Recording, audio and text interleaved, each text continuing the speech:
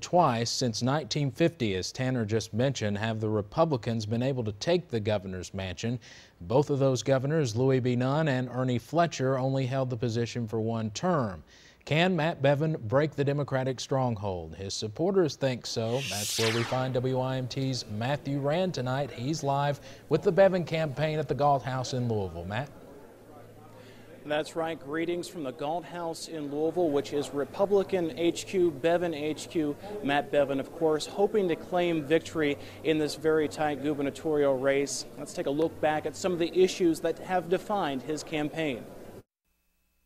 Republican Matt Bevin has worked to paint his Democratic opponent Jack Conway as a rubber stamp for Barack Obama and himself as someone who knows how to create jobs. I'm not making false promises. I'm promising people to be a good steward of their money, because as a guy who grew up below the poverty level, as a guy who served in military, as a guy who has been a small business owner, I understand what's necessary in order to make this economy move forward. Bevin and Conway have clashed over Medicaid, which Governor Steve Beshear expanded as part of the Affordable Care Act.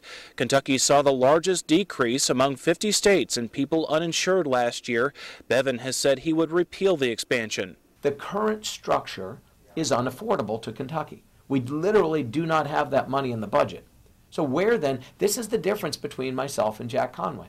Jack Conway just says, don't worry about it, we'll find the money. Where? Conway says doing so would cause nearly 500,000 people to lose coverage, a move he calls callous.